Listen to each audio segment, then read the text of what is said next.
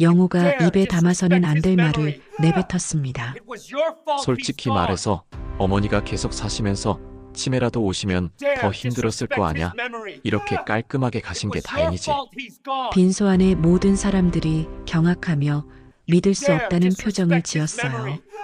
천알에서 수님은 가슴이 찢어지며 내가 저들에게 그저 돈일 뿐이었구나 절망했습니다. 민수가 떨리는 목소리로 형, 지금 어머니 앞에서 무슨 소리를 하는 거예요? 소리쳤어요. 사연이 시작됩니다. 그 전에 여러분 구독과 좋아요를 눌러주는 거 잊으시면 안 됩니다. 감사합니다. 좋아요, 구독 꼭 눌러주세요. 큰 힘이 됩니다. 경상북도 깊숙한 산골 마을, 오래된 기와집 한 채가 고요히 자리하고 있었습니다. 78세의 수님 할머니는 이른 아침 마당에 나와 국화꽃에 물을 주고 있었어요. 가을 햇살이 기와 지붕을 따스하게 비추는 가운데 할머니의 구부정한 등이 세월의 무게를 말해주고 있었습니다. 올해 국화가 참 잘 피었네. 수님은 혼잣말을 중얼거리며 물뿌리개를 들고 꽃밭을 돌아다녔어요. 남편이 세상을 떠난 지 벌써 7년이 흘렀지만 여전히 두 사람이 함께 가꾸던 마당을 혼자서 돌보고 있었습니다. 장독대 옆에 늘어선 배추김치, 독, 된장 독들이 고즈넉한 시골집의 정취를 자아내고 있었어요. 하지만 수님의 마음속에는 늘 무거운 돌덩어리 하나가 자리하고 있었습니다. 바로 두 아들 때문이었어요. 큰아들 영호는 서울에서 작은 사업체를 운영하고 있었고 작은 아들 민수는 고향 근처 도시에서 공무원으로 일하고 있었습니다. 겉으로 보기에는 평범한 형제였지만 두 아들 사이에는 보이지 않는 차가운 기류가 흘러가고 있었어요. 어머니, 안녕하세요. 민수가 일주일에 한 번씩 찾아와 인사를 드렸지만 형 영호 이야기만 나오면 표정이 굳어졌습니다. 반대로 영호는 한 달에 한 번 내려올 때마다 동생이 어머니한테 뭐라고 했는지 모르겠지만이라는 말로 대화를 시작하곤 했어요. 수님은 이런 두 아들을 바라보며 속이 타들어갔습니다. 문제는 서울에 있는 오래된 주택과 땅이었어요. 남편이 젊은 시절 고생해서 장만한 그 재산은 지금 시세로 따지면 상당한 가치가 있었습니다.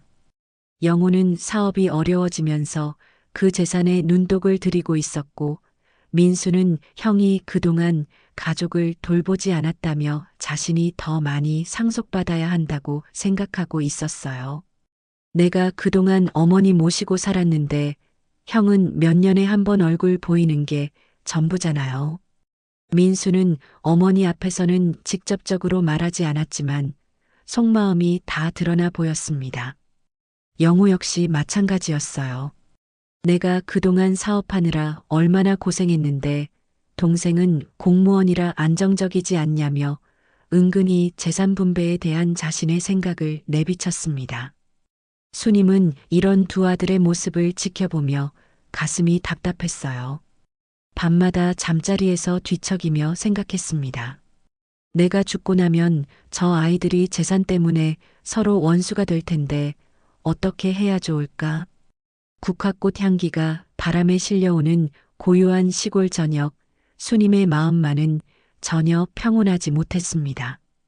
어느 날 저녁 수님은 마루에 앉아 두 아들이 어렸을 때를 떠올렸어요. 영호와 민수가 함께 뛰어놀며 웃던 모습, 서로 도우며 공부하던 모습들이 주마등처럼 스쳐갔습니다. 언제부터 저렇게 변했을까? 수님은 깊은 한숨을 내쉬며 혼잣말을 중얼거렸어요. 그런 어느 날 오후 수님은 평소처럼 마을회관에서 열리는 노인의 모임에 참석했습니다. 동네 할머니들이 모여 앉아 이런저런 이야기를 나누는 자리였는데 그날은 유독 흥미로운 이야기가 오갔어요. 여러분, 옆 동네 박씨 할아버지 이야기 들었어요? 이웃 마을에 사는 김할머니가 목소리를 낮추며 말했습니다. 그분이 얼마 전에 참 기가 막힌 일을 하셨다는 거예요. 할머니들이 귀를 쫑긋 세우자 김할머니는 계속해서 이야기를 풀어놓았어요. 박씨 할아버지도 자식들이 둘 있는데 평소에 재산 때문에 서로 눈치만 보고 살더래요. 그래서 할아버지가 결심을 하신 거예요. 자신이 죽은 척하는 가짜 장례식을 열어서 자식들의 속마음을 확인해 보겠다고 말이에요. 수님은 그 말을 듣는 순간 몸이 움찔했습니다. 다른 할머니들은 어머, 그런 일이 어디 있어라며 반신반의했지만 수님의 귀에는 그 이야기가 유독 선명하게 들려왔어요. 마치 자신의 이야기를 듣는 것만 같았거든요. 그래서 어떻게 됐는데요? 수님이 조심스럽게 물어보았습니다. 목소리가 약간 떨리는 것을 다른 할머니들이 눈치채지 못하도록 차분히 말하려고 애썼어요. 글쎄, 자식들이 장례식장에서 재산 이야기만 하더래요. 아버지 관 앞에서 누가 더 많이 상속받을 건지 계산하고 앉았다니까요. 할아버지가 얼마나 마음 아프셨겠어요. 김할머니의 목소리에는 안타까움이 묻어났습니다.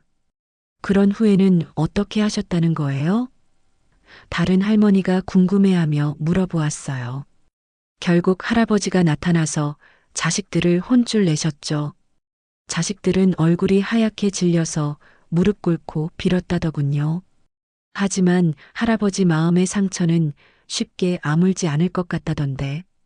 김할머니는 고개를 저으며 말했습니다. 수님은 그 이야기를 들으며 가슴이 복잡해졌어요. 한편으로는 그런 방법도 있구나 싶었고, 다른 한편으로는 과연 자신이 그런 일을 할 용기가 있을까 싶었습니다. 하지만 분명한 건 그 이야기가 자신의 마음속 깊은 곳을 건드렸다는 것이었어요. 모임이 끝난 후 수님은 혼자 집으로 돌아가는 길에 계속 그 생각에 잠겼습니다. 마을 어귀에 있는 느티나무를 지나며 문득 남편이 살아있을 때의 일들이 떠올랐어요. 남편은 늘 아이들이 서로 우애 있게 지내는 게 우리의 가장 큰 소원이라고 말했었는데 지금 두 아들의 모습을 보면 과연 어떤 생각을 할까 싶었습니다. 집에 도착해서도 수님의 마음은 평온하지 못했어요. 저녁밥을 차려놓고 혼자 앉아 먹으면서도 계속 그 이야기가 머릿속을 맴돌았습니다. 나도 죽은 척 해보면 영우와 민수의 진짜 마음을 알 수 있을까? 그날 밤 수님은 잠을 이룰 수가 없었습니다. 침대에 누워서도 계속 뒤척이며 온갖 생각을 했어요. 창밖으로 들려오는 귀뚜라미 소리도 평소보다 시끄럽게 느껴졌습니다. 정말 그런 일을 할 수 있을까? 아이들이 어떤 반응을 보일까? 다음 날 아침 수님은 평소보다 일찍 일어나 마당에 나갔습니다. 국화꽃들이 이슬을 머금고 있는 모습을 바라보며 깊은 생각에 잠겼어요. 남편이 심어준 그 국화들은 매년 이맘때면 어김없이 피어났는데 올해도 예외는 아니었습니다. 여보, 당신이라면 어떻게 하겠어요? 수님은 국화꽃을 바라보며 돌아가신 남편에게 조용히 말을 걸었어요. 바람에 살랑이는 꽃잎들이 마치 대답하는 것처럼 느껴졌습니다. 그날 오후 민수가 평소처럼 어머니를 찾아왔습니다. 어머니, 요즘 몸은 어떠세요? 하지만 수님의 눈에는 민수의 시선이 자꾸 거실벽에 걸린 서울 집 등기증서 쪽으로 향하는 것이 보였어요. 예전에는 그냥 지나쳤을 법한 일인데 어제 들은 이야기 때문인지 유독 신경이 쓰였습니다. 민수야, 너 형하고는 요즘 어떻게 지내니? 수님이 조심스럽게 물어보았습니다. 아들의 진짜 속마음을 알고 싶어서였어요. 모료 형은 바쁘다고 연락도 잘 안 해요. 어머니 안부도 제대로 안 물어보고. 민수의 목소리에는 불만이 가득했습니다. 제가 그동안 어머니 모시느라 얼마나 고생했는데 형은 서울에서 사업한다고 집안일은 나 몰라라 하잖아요. 수님은 민수의 말을 들으면서 가슴이 답답했어요. 결국 재산 이야기로 귀결되는 대화였거든요. 그래도 형제인데 서로 도우며 지내야지. 어머니는 너무 순진하세요. 형이 얼마나 계산적인지 모르시니까. 사업 망해가지고 어머니 재산만 노리고 있는 걸 뻔히 아는데. 민수는 고개를 저으며 말했습니다. 그 순간 수님의 마음속에서 뭔가 단단히 굳어지는 느낌이 들었어요. 어제 들은 이야기가 현실이 되어 눈앞에 펼쳐지는 것 같았습니다. 민수가 떠난 후 수님은 홀로 마루에 앉아 깊은 생각에 잠겼습니다. 저녁 노을이 기와지붕을 붉게 물들이는 가운데 마음속에서는 어떤 결심이 서서히 굳어지고 있었어요. 정말 해봐야겠다. 아이들의 진짜 모습을 확인해야겠어. 다음 날 아침 수님은 평소보다 일찍 동네를 돌아다니기 시작했습니다. 가장 먼저 찾아간 곳은 옆집에 사는 이 할머니 댁이었어요. 이 할머니는 수님과 같은 또래로 평생을 이웃해서 지낸 절친한 사이였습니다. 언니, 나 좀 부탁할 일이 있는데. 수님이 조심스럽게 말을 꺼냈습니다. 이 할머니는 차를 우려주며 무슨 일인지 궁금해했어요. 어제 마을회관에서 들은 이야기 기억하죠? 박씨 할아버지 말이에요. 수님은 천천히 자신의 계획을 설명하기 시작했습니다. 이 할머니는 처음에는 어머, 그런 위험한 일을 어떻게 해라며 만류했지만 수님의 간절한 마음을 듣고 나서는 고개를 끄덕였어요. 그 아이들이 그렇게 재산 때문에 다투고 있다면 정말 한번 혼쭐을 내줘야겠네요. 이 할머니도 두 아들의 모습을 지켜보며 안타까워했던 터였습니다. 이어서 수님은 마을 이장님과 보건소에서 일하는 간호사 최 씨에게도 도움을 요청했어요. 처음에는 모두들 놀라며 말렸지만 수님의 절실한 사정을 듣고는 하나둘씩 협조해 주기로 했습니다. 특히 최 간호사는 어르신, 정말 조심스러운 일이긴 하지만 가족들이 정신 차리는데 도움이 될 것 같기도 하네요라며 동참해 주었어요. 계획은 이랬습니다. 수님이 평소 정기검진을 받던 소재지 병원에서 갑자기 쓰러진 것처럼 연출하고 최 간호사가 응급 상황이라고 연락을 돌리는 것이었어요.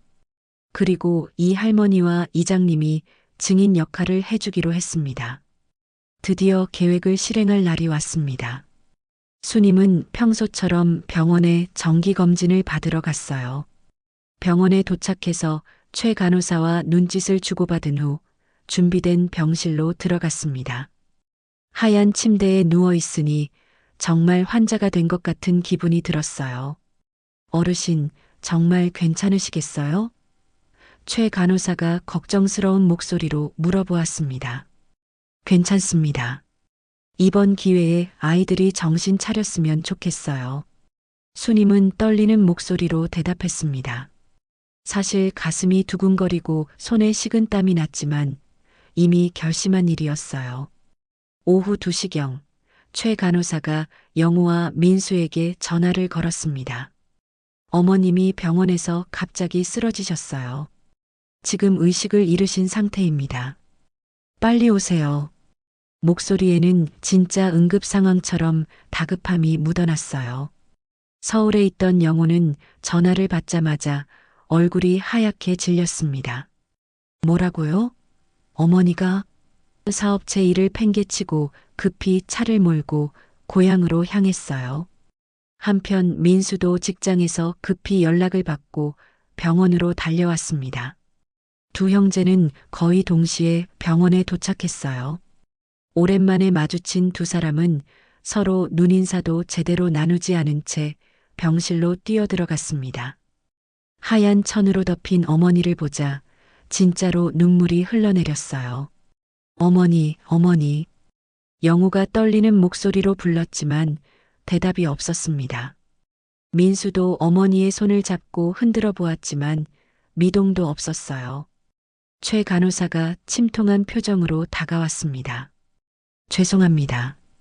어머님께서 오늘 오후 1시경에 돌아가셨어요. 마지막에는 고통 없이 편안하게 가셨습니다. 그 순간 병실은 정적에 휩싸였어요.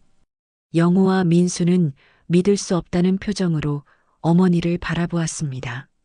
천 아래에서 수님은 가슴이 쿵쾅거리는 소리가 들릴까봐 숨을 죽이고 있었어요. 장례는 어떻게 하실 건가요? 최 간호사가 조심스럽게 물어보았습니다. 형제는 서로를 바라보았어요. 그동안 냉랭했던 사이였지만 어머니의 죽음 앞에서는 일단 협력해야 한다는 생각이 들었습니다. 일단 고향 장례식장에서 3일장으로 치르겠습니다라고 영호가 대답했어요. 수님을 장례식장으로 옮기는 과정에서 두 아들은 겉으로는 슬퍼하는 모습을 보였지만 수님은 천 아래에서 이상한 기운을 느꼈어요. 뭔가 계산적인 분위기가 흐르고 있었거든요. 장례식장에 도착해서 빈소를 차리는 동안에도 두 형제는 별로 대화를 나누지 않았어요. 하지만 친척들과 조문객들이 하나둘씩 모여들기 시작하면서 분위기가 미묘하게 변하기 시작했습니다. 그런데 어머니 재산 정리는 어떻게 할 생각이야? 영호가 조심스럽게 말을 꺼냈어요. 어머니가 돌아가신 지 채 몇 시간도 지나지 않았는데 벌써 그런 이야기가 나오는 것이었습니다. 4챕터. 영호의 말에 민수는 눈살을 찌푸렸습니다. 형, 어머니가 돌아가신 지 몇 시간도 안 됐는데 벌써 그런 이야기를 하는 거예요? 하지만 목소리 어딘가에는 민수 역시 그 문제를 의식하고 있다는 게 드러났어요. 아니야, 그게 아니라 장례 비용도 있고 여러 가지 정리할 게 많지 않냐. 영호는 둘러대며 말했지만 진짜 속마음은 따로 있었습니다. 빈소 한쪽 구석에서 이 대화를 지켜보던 친척들이 서로 눈짓을 주고받기 시작했어요. 천 아래에서 수님은 가슴이 철렁 내려앉는 것을 느꼈습니다. 정말로 아들들이 자신의 죽음보다 재산에 더 관심이 있다는 것을 직접 확인하는 순간이었어요. 숨을 조용히 쉬면서 계속 들어보기로 했습니다. 첫날 밤이 지나고 둘째 날이 되자 형제의 갈등은 더욱 노골적으로 드러나기 시작했어요. 조문객들이 많이 몰리는 시간대에는 그럭저럭 체면을 차렸지만 사람들이 없는 틈을 타서는 서로 날카로운 말들을 주고받았습니다. 형, 솔직히 말해서 그동안 어머니 돌본 건 거의 제가 다 했잖아요. 민수가 먼저 불만을 터뜨렸어요. 형은 서울에서 사업한다고 1년에 몇 번이나 얼굴 비쳤어요? 그런데 재산은 반반씩 나누자는 게 말이 돼요? 영호는 그 말에 발끈했습니다. 야, 내가 그동안 얼마나 고생했는지 알아? 사업 때문에 내 집도 담보로 잡히고 빚더미에 앉았는데 어머니한테 손 벌릴 수도 없어서 혼자 끙끙 앓았잖아. 너는 공무원이라 안정적이니까 그런 소리 하는 거지. 그게 무슨 상관이에요? 어머니 모시는 것과 형 사업이 뭔 관계가 있다고. 민수의 목소리가 점점 높아졌어요. 어머니가 몇 번이나 형한테 연락해도 바쁘다고 안 받잖아요. 명절 때도 안 내려오고. 빈소 분위기가 점점 험악해지자 친척들이 중재에 나섰어요. 얘들아, 어머니 앞에서 그런 말하는 게 아니다. 일단 장례부터 치르고 나중에 차근차근 의논해라. 하지만 두 형제는 쉽게 물러서지 않았습니다. 특히 영호는 자신의 어려운 처지를 계속 강조했어요. 삼촌, 제가 정말 어려운 상황이에요. 사업체 직원들 월급도 못 줘서 난리인데 어머니 재산이라도 물려받아야 숨통이 트일 것 같아요. 민수는 그런 형의 모습에 더욱 화가 났습니다. 그러니까 어머니 재산을 노리고 있었다는 소리잖아요. 솔직하게 말하세요. 형은 어머니가 돌아가시기만 기다렸던 거 아니에요? 그 말에 영호가 벌떡 일어났어요. 뭐라고? 내가 언제 그런 생각을 했다고 그래? 아니면 왜 어머니 아프시다고 할 때마다 바쁘다고 안 왔어요? 정작 돌아가시니까 제일 먼저 달려왔네요. 민수도 지지 않고 맞섰습니다. 천 아래에서 수님은 눈물이 흘러내리는 것을 느꼈어요. 자신이 살아있을 때는 차마 하지 못했던 말들을 죽었다고 생각하니까 서슴없이 하고 있었거든요. 가슴이 찢어질 것 같았지만 이것이 현실이라는 걸 받아들여야 했습니다. 둘째 날 저녁 상황은 더욱 심각해졌어요. 친척들이 대부분 돌아간 후 형제는 본격적으로 재산 분배 문제를 놓고 다투기 시작했습니다. 서울 집은 시세가 얼마나 되는 줄 알아? 영우가 계산기를 꺼내며 말했어요. 지금 시세로 치면 최소 5억은 될 거야. 거기다 땅까지 합치면 7억은 넘을 거고. 그래서 어쩌자는 거예요? 민수가 차갑게 반문했습니다. 내가 지금 빚이 3억 정도 되거든. 그러니까 내가 좀 더 많이 가져가야 하는 게 맞지 않냐? 영호의 말에 민수는 어이가 없었어요. 형이 빚진 게 어머니나 저랑 무슨 상관이에요? 형 혼자 사업 욕심 부리다가 망한 건데 왜 어머니 재산으로 메우려고 해요? 야, 그게 무슨 소리야. 나도 가족을 위해서 열심히 살았는데. 영호는 목소리를 높였어요. 그때 조문객 한 명이 빈소로 들어왔어요. 동네에서 존경받는 김 선생님이었는데 두 형제가 다투는 모습을 보고 눈살을 찌푸렸습니다. 이게 무슨 꼴이냐? 어머니 영전 앞에서 재산 이야기를 그렇게 대놓고 하는 게 말이 되냐? 김 선생님의 질책에 형제는 잠시 조용해졌지만 선생님이 나간 후에는 다시 갈등이 재현됐어요. 어쨌든 법적으로는 반반씩 나눠 가져야 하는 거 맞죠? 민수가 냉정하게 말했습니다. 법적으로는 그렇지만 상황을 봐서 융통성 있게 해야지. 영호는 포기하지 않았어요. 수님은 천 아래에서 이 모든 대화를 들으며 가슴이 미어지는 것을 느꼈습니다. 정말 자신의 아들들이 이런 모습이었나 싶어서 믿고 싶지 않았어요. 하지만 현실은 냉혹했습니다. 두 아들에게 어머니의 죽음은 슬픔보다는 재산 분배의 기회로 여겨지고 있었거든요. 셋째 날 아침 장례식장 분위기는 더욱 냉랭해졌습니다. 밤새 재산 분배 문제로 다툰 형제는 서로 말도 섞지 않고 있었어요. 조문객들이 와서 인사를 해도 어색한 미소만 지을 뿐 형제다운 모습은 찾아볼 수 없었습니다.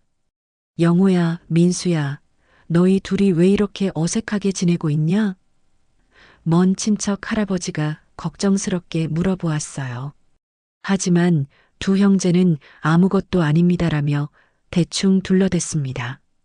오전 중에 더 큰 문제가 터졌어요. 영호가 몰래 휴대폰으로 부동산 중개업소에 전화를 건 것을 민수가 들어버린 거였습니다. 네, 서울 강남구에 있는 주택인데요.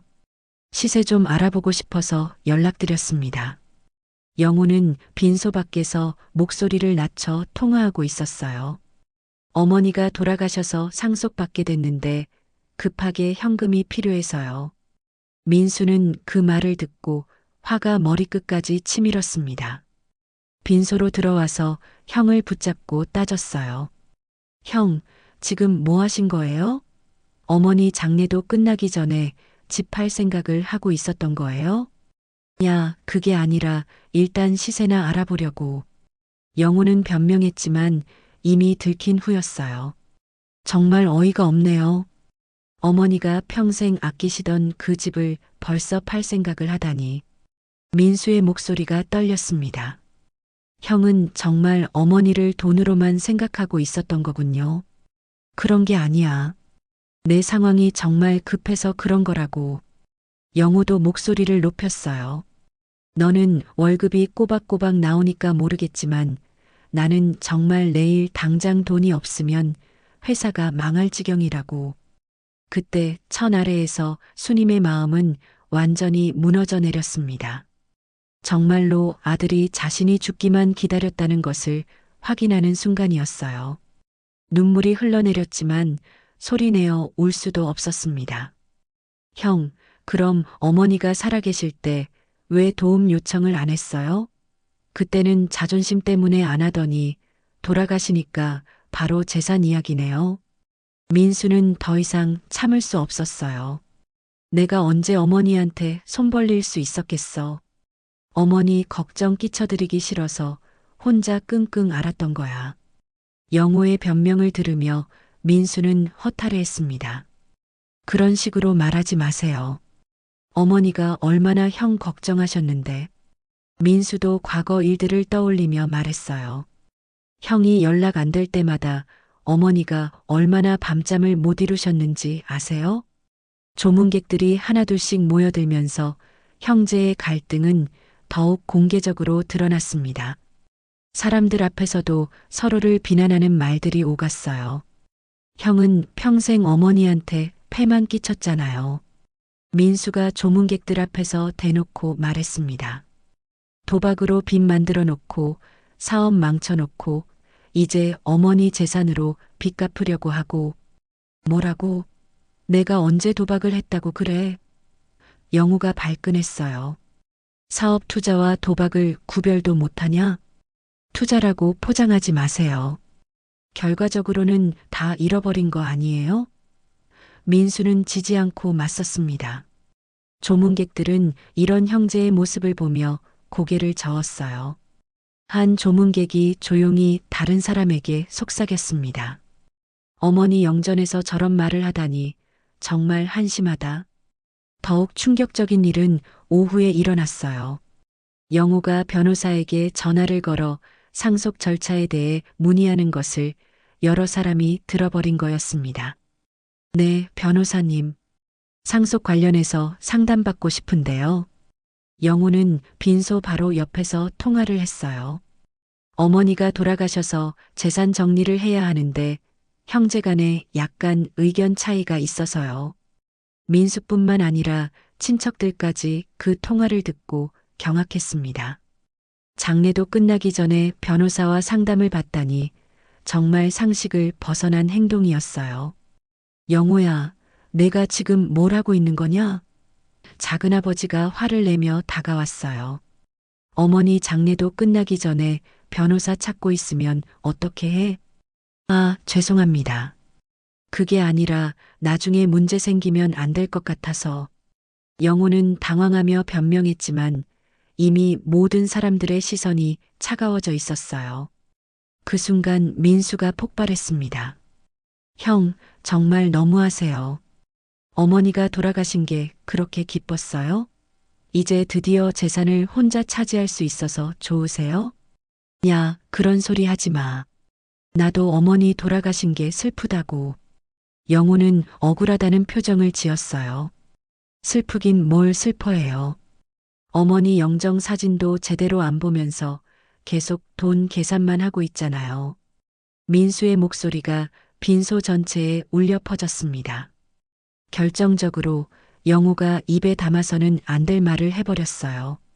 솔직히 말해서 어머니가 계속 사시면서 치매라도 오시면 더 힘들었을 거 아냐. 이렇게 깔끔하게 가신 게 다행이지. 그 말을 들은 순간 빈소 안의 모든 사람들이 경악했습니다. 조문객들은 믿을 수 없다는 표정으로 영호를 바라봤고 민수는 형의 얼굴을 후려치고 싶은 충동을 참아야 했어요. 천아래에서 수님은 그 말을 듣고 심장이 멎는 것 같았습니다. 정말로 아들이 자신의 죽음을 다행으로 여기고 있었던 거였어요. 영호의 충격적인 말이 빈소에 울려 퍼진 후 잠시 정적이 흘렀습니다. 조문객들은 믿을 수 없다는 표정으로 서로를 바라보았고 친척들은 고개를 저으며 한숨을 내쉬었어요. 그 순간 빈소의 분위기는 돌이킬 수 없을 만큼 차가워졌습니다. 형, 지금 어머니 앞에서 무슨 소리를 하는 거예요? 민수의 목소리가 떨렸어요. 화가 나서가 아니라 너무 충격을 받아서였습니다. 어머니가 돌아가신 게 다행이라고요? 아, 그게 아니라. 영호도 자신이 실언했다는 걸 깨달았지만 이미 늦었어요. 빈소에 있던 모든 사람들이 그 말을 들어버렸거든요. 작은아버지가 영호에게 다가가 호통을 쳤습니다. 영호야, 내가 아무리 어려워도 그런 말을 어떻게 할 수 있냐? 너를 낳아서 키워주신 어머니인데. 삼촌, 제가 잘못 말했습니다. 너무 스트레스를 받아서. 영호는 변명을 해보려 했지만 이미 사람들의 시선은 차가워져 있었어요. 천아래에서 수님은 가슴이 찢어지는 것 같았습니다. 자신이 평생 사랑으로 키운 아들이 자신의 죽음을 다행으로 여기고 있다니 도저히 믿을 수 없었어요. 눈물이 멈추지 않았지만 소리를 내서는 안 되기에 이불을 입으로 물고 참아야 했습니다. 민수는 더 이상 참을 수 없었어요. 형, 정말 실망이에요.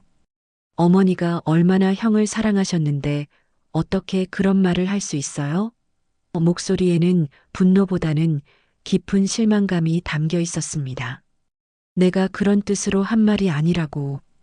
영호는 계속 변명했지만 이미 상황은 돌이킬 수 없었어요. 조문객들 사이에서 웅성거리는 소리가 들려왔습니다. 저 사람 정말 어떻게 된 거야? 어머니 영전에서 저런 말을 하다니. 돈 때문에 정신이 나간 것 같네. 어머니가 살아계셨으면 얼마나 속상하셨을까. 이런 수군거림을 들으며 영호는 얼굴이 빨갛게 달아올랐어요. 하지만 잘못을 인정하기보다는 오히려 더 공격적으로 나왔습니다. 다들 뭘 모르고 그러시는 거예요. 내가 그동안 얼마나 힘들었는지 아세요? 영호는 목소리를 높였어요. 사업 때문에 밤잠도 못 자고 빚쟁이들한테 쫓겨다니면서도 어머니한테는 걱정 끼치고 싶지 않아서 혼자 견뎠거든요. 그런 식으로 합리화하지 마세요. 민수가 차갑게 대답했습니다. 힘들면 가족한테 도움을 요청하는 게 정상이지. 어머니 돌아가시기만 기다리는 게 어디 정상이에요? 그때 빈소 밖에서 누군가가 들어왔어요. 마을에서 존경받는 이장님이었는데 소문을 듣고 급히 달려온 모양이었습니다. 이게 무슨 일이냐? 어머니 장례식장에서 형제가 이렇게 다투는 게 말이 되냐? 이장님의 호통에 잠시 조용해졌지만 분위기는 여전히 험악했어요. 이장님, 형이 너무 심한 말을 해서. 민수가 상황을 설명하려 했지만 이장님은 손을 들어 말렸습니다. 무슨 일이 있었든 일단 어머니 장례부터 제대로 치르자.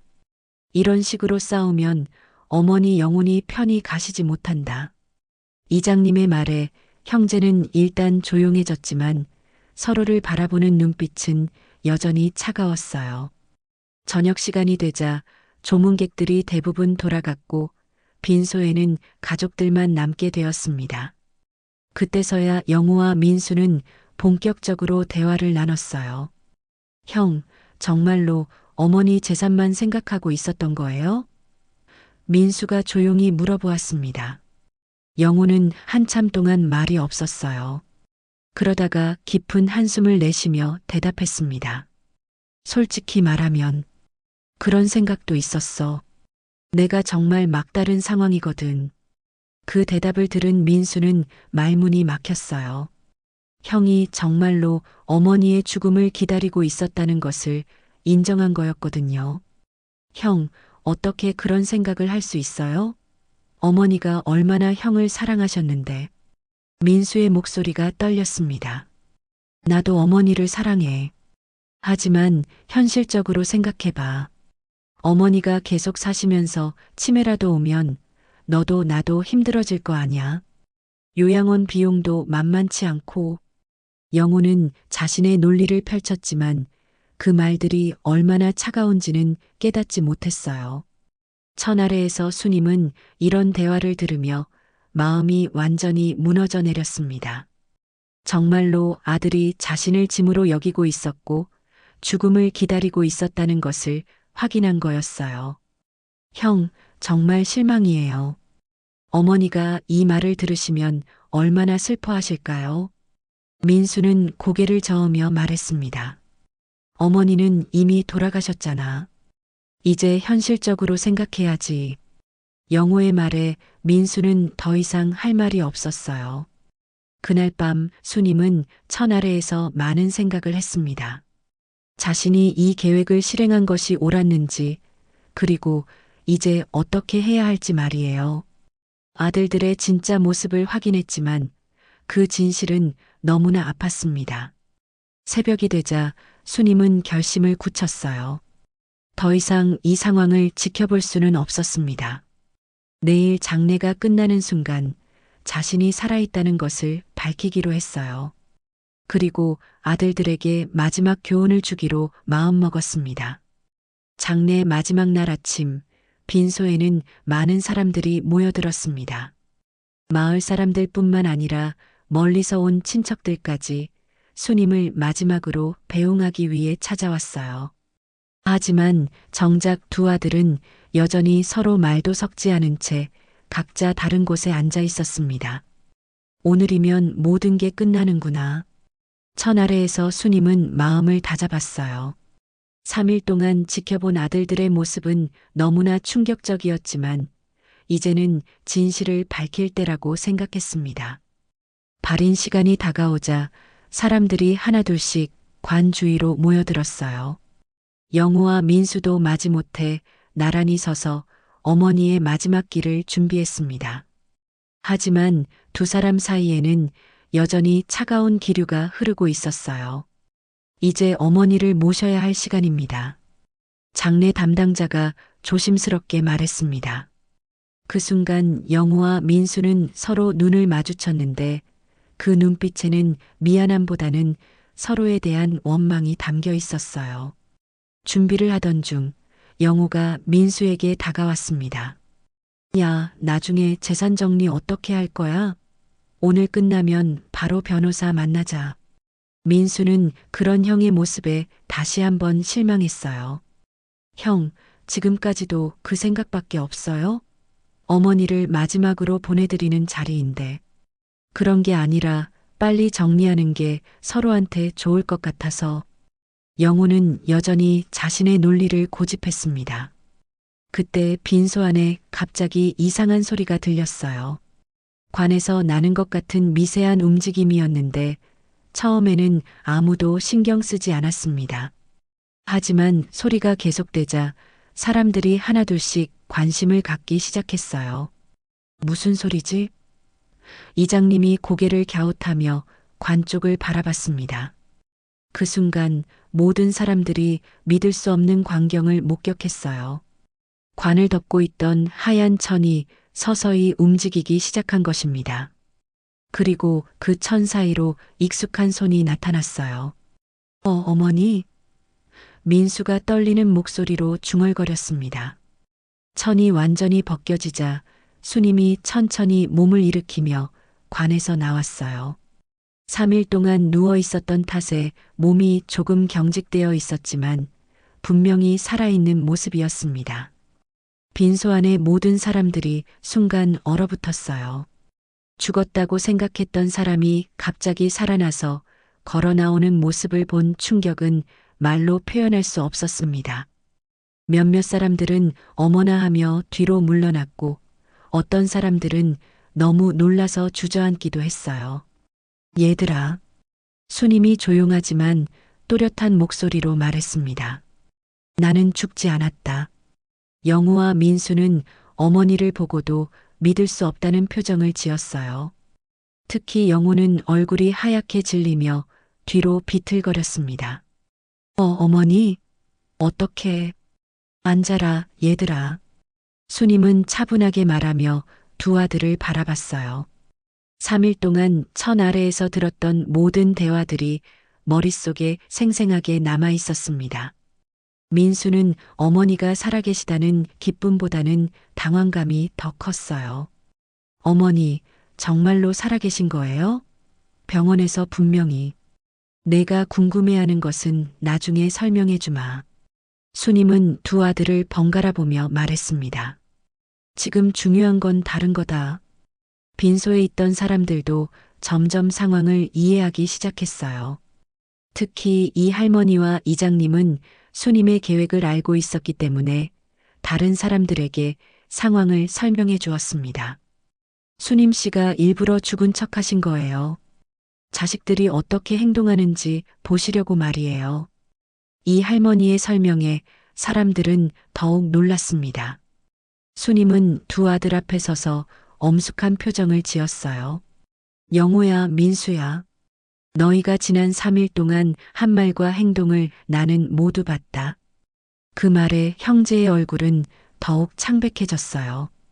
어머니가 자신들의 추악한 모습을 모두 지켜봤다는 것을 깨달은 거였습니다. 어머니, 저희가 민수가 말을 시작하려 했지만 수님은 손을 들어 말렸습니다. 말하지 마라. 너희가 내 재산을 두고 싸우는 모습, 내가 죽은 게 다행이라고 하는 모습 모두 다 들었다.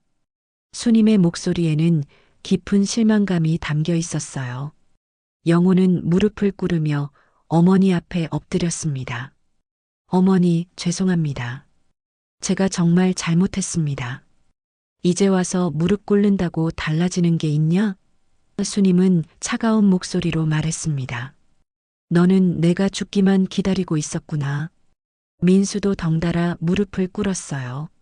어머니, 저도 잘못했습니다. 형과 싸우느라 정신이 없었어요. 너도 마찬가지다. 형을 비난하면서도 결국 재산 이야기였잖니. 수님은 두 아들을 번갈아 보며 말했습니다. 빈소에 있던 모든 사람들이 이 장면을 조용히 지켜보고 있었어요. 어머니가 자식들을 꾸짖는 모습이었지만 그 안에 담긴 깊은 사랑과 실망을 모든 사람이 느낄 수 있었습니다. 수님은 무릎 꿇은 두 아들을 내려다보며 깊은 한숨을 내쉬었습니다. 3일 동안 지켜본 아들들의 모습은 한 어머니의 마음을 완전히 바꿔놓기에 충분했어요. 빈소에 모인 사람들도 숨을 죽이며 이 역사적인 순간을 지켜보고 있었습니다. 일어나라, 얘들아. 수님이 조용히 말했습니다. 무릎 꿇는다고 해서 지난 3일간의 일이 없어지는 건 아니다. 영호와 민수는 떨리는 다리로 일어났어요. 두 사람 모두 어머니의 눈을 제대로 마주보지 못했습니다. 특히 영호는 어머니가 자신의 모든 말을 들었다는 사실에 얼굴을 들 수가 없었어요. 어머니, 정말 죄송합니다. 제가 미쳐 있었습니다. 영호가 떨리는 목소리로 말했습니다. 사업이 어려워서 정신이 없었어요. 사업이 어려우면 어머니한테 솔직하게 말했어야지. 왜 죽기만 기다렸냐? 수님의 목소리에는 분노보다는 깊은 슬픔이 담겨 있었어요. 내가 너를 그렇게 키웠냐? 민수도 고개를 숙인 채 말했습니다. 어머니, 저도 잘못했습니다. 형만 탓할 게 아니었어요. 저도 결국 재산 때문에 싸웠으니까요. 수님은 두 아들을 바라보며 말을 이었습니다. 너희 아버지가 살아계셨다면 이런 모습을 보고 얼마나 슬퍼하셨을까. 그 말에 형제는 더욱 고개를 숙였어요. 빈소에 모인 사람들은 이런 모습을 보며 숙연해졌습니다. 한 어머니가 자식들에게 마지막 교훈을 주는 장면이었거든요. 이장님은 조용히 고개를 끄덕이며 수님의 용기에 감탄했어요. 이제 내 결정을 말하겠다. 수님이 엄숙한 목소리로 말했습니다. 모든 사람들이 귀를 기울였어요. 서울에 있는 집과 땅 모두 팔아서 마을 복지관과 어려운 이웃들을 위해 기부하겠다. 그 말에 영호와 민수는 동시에 고개를 들었어요. 어머니, 그러시면 안 되죠. 저희가 잘못했으니 용서해 주세요. 영호가 다급하게 말했습니다. 용서는 해줄 수 있다. 하지만 이미 내 마음은 정해졌다. 수님은 단호하게 말했습니다. 너희는 재산이 있으면 또다시 그것 때문에 싸울 것이다. 그보다는 정말 필요한 사람들에게 도움이 되는 게 낫겠다. 민수가 울먹이며 말했습니다. 어머니, 저희가 정말 반성했어요. 다시는 그런 일 없을 거예요. 반성은 말로 하는 게 아니라 행동으로 보여주는 거다. 수님은 차분하게 대답했습니다. 너희가 진짜 반성했는지는 시간이 지나봐야 알 수 있다. 그때 이 할머니가 나서서 말했습니다. 수님이 그래도 아이들한테 기회는 줘야 하는 거 아니야? 이번 일로 정신 차렸을 것 같은데. 수님은 고개를 저었어요. 언니 3일 동안 본 모습이 진짜 모습입니다. 돈 앞에서는 부모도 형제도 없더라고요. 영우가 무릎을 꿇으며 간청했습니다. 어머니, 제발 한 번만 더 기회를 주세요. 정말 달라지겠습니다. 기회는 이미 너희한테 평생 줬다. 수님의 목소리가 단단해졌어요. 하지만 너희는 그 기회들을 모두 재산 싸움으로 만들어버렸다. 빈소에 있던 친척들도 하나둘씩 의견을 냈어요. 수님아, 그래도 혈육인데 너무 심한 거 아니냐? 아닙니다, 삼촌. 수님이 친척들을 바라보며 말했습니다. 제가 죽은 척까지 해가며 확인한 건데 이 아이들은 정말 저를 돈으로만 생각하고 있었어요. 그 순간 영우가 큰 소리로 울음을 터뜨렸습니다. 어머니, 정말 죄송해요. 제가 미친 거였어요. 앞으로 절대 그런 생각 안 할게요. 민수도 따라서 울기 시작했어요. 어머니, 저희 한 번만 용서해 주세요. 정말 형제끼리 화목하게 지낼게요. 하지만 수님의 마음은 이미 굳어져 있었습니다. 눈물로는 지난 3일간의 일을 지울 수 없다. 내 결정은 바뀌지 않는다. 그때 이장님이 나서서 말했습니다. 수님 씨, 그래도 이 집 한 채는 남겨두시는 게 어떨까요? 어르신도 살 곳이 필요하시잖아요. 이 집은 남겨둘 겁니다.